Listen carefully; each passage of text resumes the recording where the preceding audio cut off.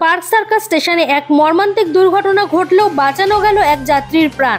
এটি সম্ভব হয়েছে শুধুমাত্র বুকিং সুপারভাইজার শ্রীমতী সুচরিতা বালা, RPF inspector Shri MK. Singh এবং সচেতন যাত্রীদের তৎপরতার জন্য। এক যাত্রী গুরুতরভাবে আহত হন এবং সেই ঘটনার ফলে তার ডান পা বিচ্ছিন্ন হয়ে যায়। একজন সজাগ যাত্রীর কাছ থেকে জরুরি বার্তা পাওয়ার সঙ্গে সঙ্গেই শ্রীমতী সুচরিতা বালা দৃঢ় মানসিক উপস্থিতি ও মানবিকতা দেখিয়ে দ্রুত পদক্ষেপ গ্রহণ করেন। তিনি অবিলম্বে শিয়ালদহের senior divisional commercial manager Shri Jasram মিনাকে সমস্ত ব্যাপার জানান এবং দেরি না করে অ্যাম্বুলেন্সের ব্যবস্থা করেন, যাতে আহত যাত্রীকে নিকটবর্তী হাসপাতালে তাৎক্ষণিক চিকিৎসা প্রদান করা যায়। RPF inspector Shri MK. Singh ঘটনাস্থলে পৌঁছে পরিস্থিতি সামাল দিতে গুরুত্বপূর্ণ ভূমিকা পালন করেন। বর্তমানে আহত ব্যক্তি চিত্তরঞ্জন হাসপাতালে ভর্তি আছেন।